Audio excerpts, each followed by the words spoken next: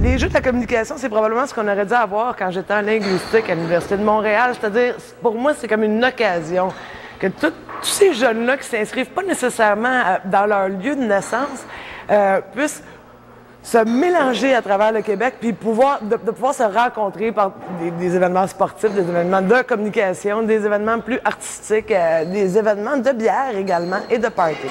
D'une durée de 2 minutes 30 secondes. J'habiterais un match d'impro au jeu de la communication, c'est toujours quelque chose d'un peu spécial parce que c'est comme une espèce de grand carnaval, c'est le Rio de Janeiro de l'universitaire. Fait qu'il y a toujours beaucoup de vie dans la salle, il y a toujours du monde un peu énervé.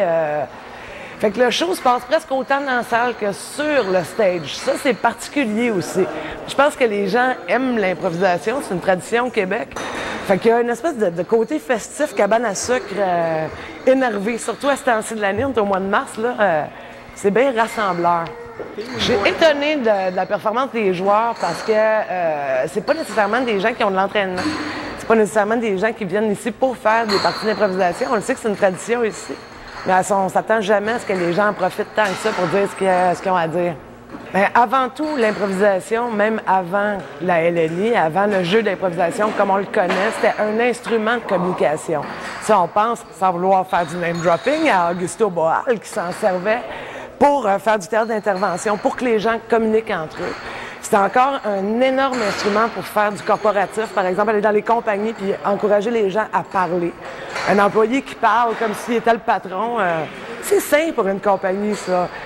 Des étudiants qui parlent comme s'ils étaient les recteurs universitaires, ça fait du bien, ça. Des fois, on ne prend pas assez ces occasions-là, là. Les joueurs n'y pensent pas nécessairement, mais c'est un immense espace de liberté où s'exprimer. C'est la base de la communication, parce que la base de la liberté d'expression, c'est à l'improvisation jusqu'à un certain point. Parce que tu t'enfarges pas les pieds dans les fleurs du tapis. La seule limite, c'est l'autre, c'est tout. L'impro, ce que ça a à voir avec la communication, c'est comme... c'est tout. C'est toute la communication. C'est apprendre à communiquer.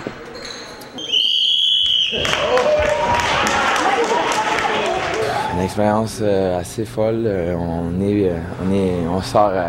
On sort tout juste du gala, qui est toujours pas fini d'ailleurs. C'est une expérience complètement hallucinante. Dans le fond, les jeux, c'est 4 jours, mais ça fait 1 an qu'on travaille là-dessus. Ça fait 1 an qu'on travaille fort, qu'on organise tout ça, qu'on prépare ça pour juste 4 jours, mais ça vaut tellement la peine, puis c'est tellement une fierté d'appartenir à notre université, de représenter notre université comme ça. C'est absolument débile.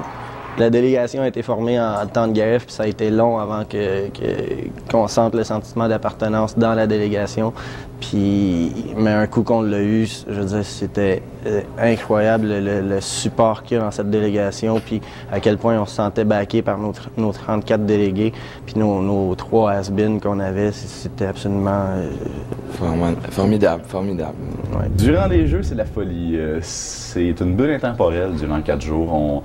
On tombe dans un monde parallèle. C'est complètement spécial. C'est vraiment un autre monde. On ne dort plus durant 3 nuits, du moins pour le comité organisateur, les 6 personnes que nous étions. C'est de la gestion de crise. Ce qu'on apprend durant nos cours en communication, on l'applique. C'est de la gestion de crise 24 heures sur 24. Sur les 14 épreuves, personnellement, j'en ai vu 3.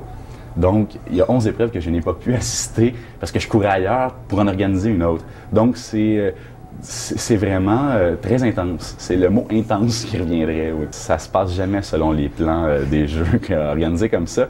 Une anecdote que je trouve particulièrement drôle, ben, nous, c'est vraiment au niveau du plancher. Là. Le monde ne peut pas me réaliser ce qu'on a à faire. On est très underground. Et la 3e nuit, c'était ma 5e heure de sommeil. J'ai dormi 5 heures durant les 3 nuits des Jeux de la communication. Et j'ai dormi 1h15 la dernière nuit et mon corps ne répondait plus.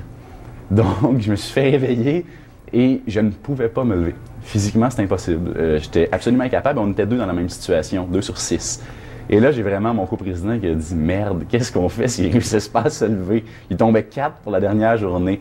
On a finalement réussi, mais ça a pris, je vous dirais, une bonne vingtaine de minutes que mon corps ne répondait plus. Simplement, était amorphe, apathique. Je ne pouvais plus me lever.